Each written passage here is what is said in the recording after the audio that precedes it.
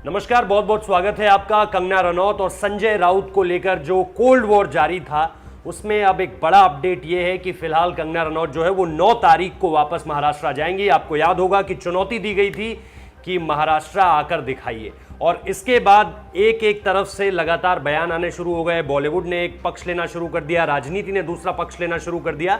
लेकिन इन तमाम बातों के बाद एक बड़ा अपडेट ये भी है कि वाई कैटेगरी की सुरक्षा मिलने जा रही है कंगना रनौत को। वाई कैटेगरी यानी तकरीबन 11 लोगों का समूह या घेरा उनके इर्द गिर्द होगा जैसे ही वो महाराष्ट्र लैंड करेंगी। और अब महाराष्ट्र पुलिस की जिम्मेदारी होगी कि कंगना रनौत को वो पूरी की पूरी सुरक्षा दे। वाई कैटेगरी आमतौर पर उन लोगों को दी जाती है जो खास तौर पर जिन्हें इस तरह का थ्रेट हो। कई बार जो होता है वो प्रोटोकॉल आपको एक पद में आने के बाद मिल जाता है कि आप इस कॉन्स्टिट्यूशनल पद में हैं तो आपको इस कैटेगरी की सुरक्षा दी जाएगी। लेकिन कई बार जब आप इस तरह के थ्रेट्स देखते हैं, वैसे बॉलीवुड के बहुत कम ही लोग हैं जिनको किसी भी तरह की सुरक्षा सरकार की तरफ से, चाहे वो केंद्र हो या राज्य सरकार की तरफ से दी गई है। लेकिन कंगना रनौत के साथ बीते कुछ दिनों में क्या कुछ हो रहा है आपने निश्चित तौर पर सुना होगा। संजय राउत ने अभी हाल ही में कहा था, उनका जो आखिरी बयान मुझे याद आता है उसमें उन्होंने कहा था कि वो माफी मांगेंगी तो मैं उनको माफ करने के लिए सोचूंगा, क्योंकि उन्होंने मुंबई को मिनी पाकिस्तान कहा था। और मिनी पाकिस्तान आप मुंबई को कैसे कह सकते हैं, ये उनका मुख्य सवाल था। लेकिन इन सारी बातों को लेकर कंगना ने भी जवाब दिया, और इन्हीं सारी बातों को लेकर ये जो पूरा का पूरा विवाद है कि मुंबई पुलिस आखिर सुशांत सिंह राजपूत केस में इतनी निठल्ली क्यों है, कुछ कर क्यों नहीं रही थी, जो जैसा सीबीआई ने किया, जैसा अब ईडी कर रही है, जैसा अब एनसीबी कर रही है, ये सारी चीजें जो निकल कर आई हैं ये इन तीनों केंद्रीय जांच एजेंसियों के बाद निकल कर आई हैं। मुंबई पुलिस ऐसा कुछ लाने में सक्षम नहीं थी। इन्हीं सारी चीजों को लेकर जब उसमें कहीं ना कहीं पॉलिटिकल दखलंदाजी भी हो गई, हस्तक्षेप भी हो गया, तो कंगना रनौत का ये सवाल था कि मुंबई जो है वो एक तरह से मिनी पाकिस्तान उन्होंने मुंबई को कहा। इसी बयान को लेकर जो शिवसेना थी वो आक्रोशित हो गई, क्योंकि उनकी सरकार है, उनका इस वक्त पे पूरा का पूरा वो इलाका है, और अगर संवैधानिक तरीके से कोई सरकार बनी हुई है और उस पर कंगना इस तरह का बयान देंगी तो संजय राउत का यही कहना था कि ऐसा कैसे कह सकती हैं। तो इन सारे मुद्दों पर कंगना ने साफ तौर पर कहा कि मैं आऊंगी, कोई मुझे नहीं रोक सकता है, मेरी आज़ादी है, अभिव्यक्ति की आज़ादी है, और भारत का संविधान मुझे इस बात का हक देता है कि मैं भारत में कहीं भी किसी भी वक्त अपनी मर्जी से ट्रैवल कर सकूं। तो इन्हीं सारी चीज़ों को लेकर यह पूरा का पूरा विवाद बढ़ता गया। कंगना रनौत ने बीते दिन एक बयान दिया था, वो सबसे पहले आप सुनिए और उसके बाद आप ये फैसला कीजिए कि कंगना रनौत इस पूरे के पूरे पक्ष में कहां खड़ी हुई है। संजय राउत जी, आपने मुझे कहा कि मैं एक हरामखोर लड़की हूं।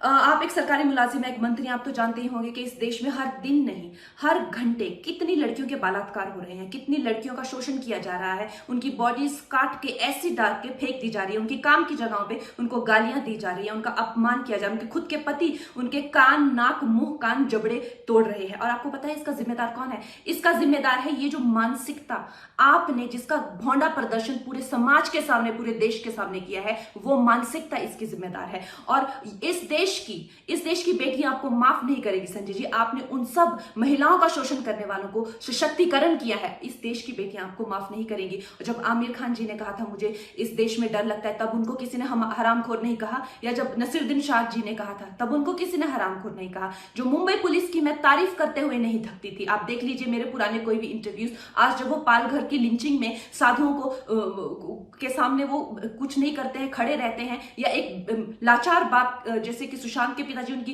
एफआईआर नहीं लेते हैं, मेरी स्टेटमेंट नहीं लेते हैं, तो इस प्रशासन के चलते हुए अगर मैं उनकी निंदा करती हूं, ये मेरी अभिव्यक्ति की आजादी है, मैं उनकी निंदा करती हूं। संजय जी, मैं आपकी निंदा करती हूं, आप महाराष्ट्र नहीं हैं, आप ये नहीं कह सकते कि मैंने महाराष्ट्र की निंदा की। और संजय जी, मैं 9 सितंबर को आ रही हूं, आपके लोग कह रहे हैं कि आप लोग मेरा जबड़ा तोड़ देंगे, आप लोग मुझे मार डालेंगे। आप लोग मुझे मारिए, क्यों? क्योंकि इस देश की जो मिट्टी है वो ऐसे ही खून से सींच कर इस देश की जो गरिमा है और अस्मिता के लिए न जाने कितने लोगों ने अपनी जान दी है, और हम भी देंगे संजय जी, हम भी देंगे, क्योंकि हमको भी वो कर्ज निभाना है। मिलते हैं 9 सितंबर को। जय हिंद, जय महाराष्ट्र। तो ये आपने सुना कि कंगना रनौत ने इस पूरे के पूरे मसले पर क्या कहा। अब जो लेटेस्ट अपडेट है वो यही कि वाई कैटेगरी की सुरक्षा उन्हें दे दी गई है, यानी 9 तारीख के बाद जैसे ही वो महाराष्ट्र में एंट्री करेंगी, पूरी की पूरी जो मुंबई पुलिस का एक जिम्मा होगा वो कहीं ना कहीं कंगना रनौत को सेफ करने में भी होगा। और अब जब भी वो भारत में कहीं और ट्रैवल करेंगी, जब तक ये वाई कैटेगरी की सुरक्षा उनके साथ है, तो अलग अलग पुलिस का वो जो जिम्मा है वो भी बटेगा राज्य सरकार के हिसाब से। लेकिन जिम्मा जो होगा, जो मेन क्रेडिबिलिटी होगी, जो मेन अथॉरिटी होगी, वो मुंबई पुलिस के, महाराष्ट्र पुलिस के पास ही होगी कि कंगना रनौत को अब किसी तरह का कोई नुकसान ना पहुंचे। तो ये अपने आप में एक, इसे आप कह सकते हैं कि नहले पे दहला है कि जो सरकार ये कह रही थी कि आप एंट्री कर दिखाइए महाराष्ट्र में, अब उसी को कंगना रनौत को सुरक्षा देनी पड़ रही है। तो कहीं ना कहीं संजय राउत शिवसेना इस मसले पर बैकफुट पर आ गए और ये जीत है कंगना रनौत की। आप किस तरह से इस पूरे के पूरे मसले को देख रहे हैं हमें जरूर बताइए कमेंट करके। वाई कैटेगरी की सुरक्षा 9 तारीख देखना दिलचस्प होगा जब कंगना महाराष्ट्र में एंट्री करती है। अभी वो अपने जो गृह राज्य है उनका हिमाचल प्रदेश में है, और जैसे ही वो 9 तारीख को एंट्री करेंगे बहुत दिलचस्प होगा पूरा का पूरा सिनेरियो। हम यहाँ पर आपको जरूर बताएंगे उस अपडेट के बारे में। फिलहाल इस वीडियो को देखने के लिए बहुत बहुत शुक्रिया। कल आपने एक टिप्पणी की थी कंगना रनौत को लेकर, राउत उसको लेकर साहब, शायद न्यूज नेशन आपसे जानना चाहता है कि कल महिला को लेकर जो अपशब्द आपने कहे उसको लेकर आप माफी मांगेंगे क्या? पीछे लेना है। जी बिल्कुल बिल्कुल बिल्कुल सर। जिस लड़की के बारे में आप ये वकालत कर रहे हो, उसने महाराष्ट्र के बारे में जो बात की है वो जाकर उसके पूछो, और बाद में मेरे पास आई। ये चमचेगिरी बंद करो आप। समाज मैं का ऑन बड़ा रिकॉर्ड बोल रहा हूँ। तबका, राउत साहब, अरे समाज छोड़ का दो। एक बहुत बड़ा तबका ये कह रहा है कि संजय राउत को माफी मांगनी चाहिए। आप अगर क्यों नहीं माफी मांगना अगर वो चाहते? लड़की माफी मांगेगी महाराष्ट्र की तो मैं सोचूंगा। वो लड़की अगर मुंबई को मिनी पाकिस्तान बोलती है, क्या वो उसकी हिम्मत है अहमदाबाद को मिनी पाकिस्तान बोलने की? आपने जो शब्द इस्तेमाल किया, आप कायम है क्या उस शब्द पर? अगर वाकई कंगना रनौत के लिए उस किस्म के शब्दों का इस्तेमाल होना चाहिए था। अगर मुंबई के बारे में, महाराष्ट्र के बारे में कोई व्यक्ति, कोई भी व्यक्ति जो मुंबई में रहती है, मुंबई में खाते हैं पीते हैं, मुंबई में बड़े होते हैं, कोई भी व्यक्ति के बारे में बोल रहा हूँ मैं, अगर मुंबई के बारे में, मराठी मानुस के बारे में इस प्रकार का अभद्र भाषा का इस्तेमाल कोई भी करता है, कोई भी अगर हमारे में से कोई करता है, तो मैं भी यही कहूँगा, महाराष्ट्र की माफ़ी मांगो, मुंबई की माफ़ी मांगो। संजय राउत जी, आपने मुझे कहा कि मैं एक हरामखोर लड़की हूं।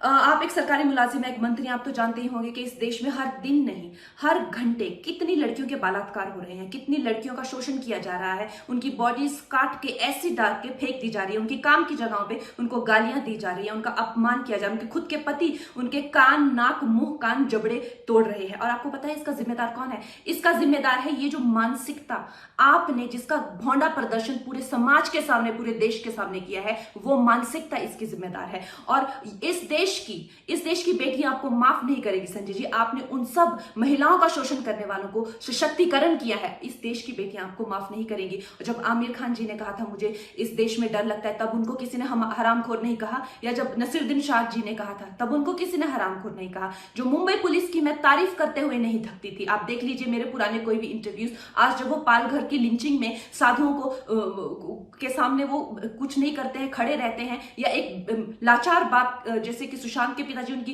एफआईआर नहीं लेते हैं, मेरी स्टेटमेंट नहीं लेते हैं, तो इस प्रशासन के चलते हुए अगर मैं उनकी निंदा करती हूं, ये मेरी अभिव्यक्ति की आजादी है, मैं उनकी निंदा करती हूं। संजय जी, मैं आपकी निंदा करती हूं, आप महाराष्ट्र नहीं हैं, आप ये नहीं कह सकते कि मैंने महाराष्ट्र की निंदा की। और संजय जी, मैं 9 सितंबर को आ रही हूं, आपके लोग कह रहे हैं कि आप लोग मेरा जबड़ा तोड़ देंगे, आप लोग मुझे मार डालेंगे। आप लोग मुझे मारिए, क्यों? क्योंकि इस देश की जो मिट्टी है वो ऐसे ही खून से सींच कर इस देश की जो गरिमा है और अस्मिता के लिए न जाने कितने लोगों ने अपनी जान दी है, और हम भी देंगे संजय जी, हम भी देंगे, क्योंकि हमको भी वो कर्ज निभाना है। मिलते हैं 9 सितंबर को। जय हिंद, जय महाराष्ट्र।